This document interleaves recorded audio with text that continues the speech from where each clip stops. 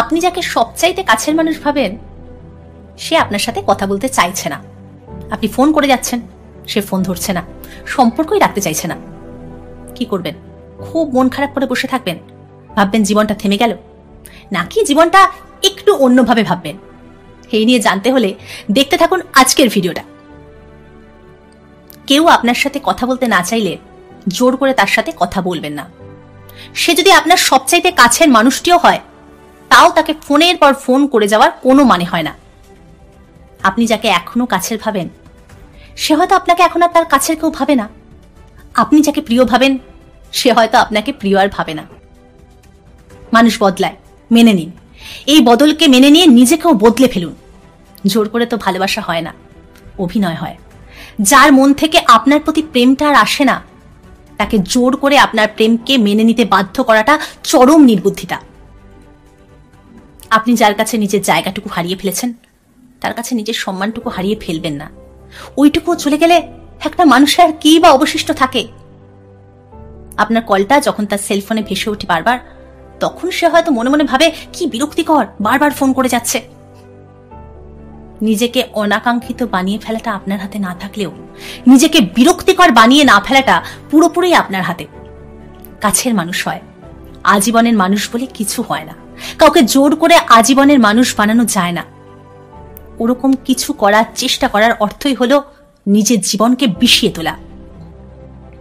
প্রত্যেকেরই নিজস্ব পছন্দ অপছন্দ রয়েছে। আপনি জোর করে কারো পছন্দের তালিকায় ঢুকতে যাওয়ার মানেই হচ্ছে তার কাছে আপনার আত্মসম্মান বোধটাকে বিকিয়ে দেওয়া। আপনার সাথে কথা না বলেই যার দিন দিব্যি কেটে যায়, তার সাথে জোর করে হলেও কথা বলতে হবে কেন? আপনি তাকে ভালোবাসেন তো ভালো কথা, তাই বলে আপনাকেও কি তার ভালোবাসতেই হবে? ধরুন ভালো সে বাসত, কিন্তু আপনি কি নিশ্চিত সে আপনাকে সত্যিই ভালোবাসত? প্রকৃত ভালোবাসা তো কখনোই হারিয়ে যায় না। কেউ আপনার ফোন ধরতে না চাইলেও তাকে টানা ফোন করে যাওয়াটাকে ভালোবাসা বলে না, সাধারণ বোধের অভাব বলে। যখন কেউ আপনাকে ব্লক করে দেয়, তখন নতুন সিম কার্ড জোগাড় করে সেখান থেকে তাকে ফোন দেওয়ার নাম বোকামি। মন বেশি উচ্চাটন হলে মনটাকে নিজের আয়ত্তে আনতে হবে। যে থাকতে চায় না আর থাকেনি, এরকম টানাটানি করার কি কোনো অর্থ আছে? একটা কাজ করুন, একদম চুপ হয়ে যান। বই পড়ুন, সিনেমা দেখুন, গান শুনুন, গাছ লাগান, পছন্দের কাজ করুন। একটু ভেবে দেখুন, যে আপনাকে একসময় ভালোবাসত সে এখন আর আপনাকে পাত্তা দেয় না। এর মানে কি?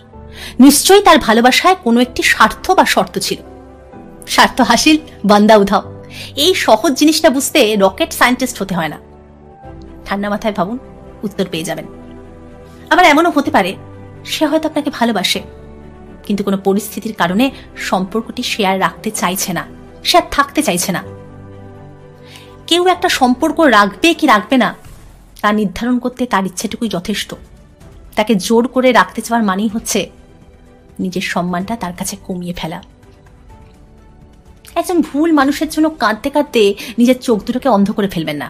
হয়তোবা সেই চোখ দুটো কোনো এক মানুষের কাছে ভীষণ প্রিয়, যে আপনাকে ডিজার্ভ করে। আপনি নিজেও নিজের মতো ভালো থাকার বুদ্ধি বের করুন। কি বুদ্ধি বের হচ্ছে না?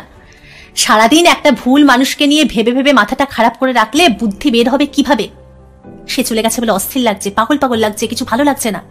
খোঁজ নিয়ে দেখুন, সে হয়তো কাউকে কাউকে বলে বেড়াচ্ছে, দেখ দেখ আমার জন্য কেমন করছে। একটু ভেবে দেখুন তো, এটা কি আপনার জন্য খুব সম্মানের হলো? কাউকে চিনতে আপনার ভুল হয়েছিল বলেই কি জীবনটা ভুলে ভুলে কাটিয়ে দিতে হবে? বরং আপনি সৌভাগ্যবান যে অনেক দেরি হওয়ার আগেই আপনি এমন একজনের কাছ থেকে নিজেকে দূরে সরিয়ে আনতে পেরেছেন, যে আপনার অনুভূতির দামই দেয় না। যে আপনার অনুভূতির দাম দেয় না, সে আপনার মনের মানুষ হওয়ার যোগ্যতাই রাখে না। আজ আপনি জানতে পারলেন সে আপনার ভালোবাসা নিয়ে, ইমোশন নিয়ে খেলা করেছে। জানার পর আপনি কি করছেন? নিজের ইমোশনকে তার মতন একটা মানুষের কাছে আরো খেলো, হালকা, সস্তা করে দিচ্ছেন। সে আগেও মজা লুটেছে, এখনো মজা লুটছে। এর জন্য দায়ী কে? আপনি। তাই যে যেতে চায় তাকে জোর করে ধরে না রেখে যেতে দিন। নিজের মেরুদণ্ড সোজা না থাকলে, সম্মান না থাকলে কি করে বাঁচবেন বলুন? জীবনটা বড় সুন্দর, কোনো একজনের জন্য ভালোভাবে বাঁচতে ভুলে যাবেন না, একদম না। বাঁচার মতো করে বাঁচুন, মাথা উঁচু করে বাঁচুন, দেখবেন খুব ভালো থাকবেন।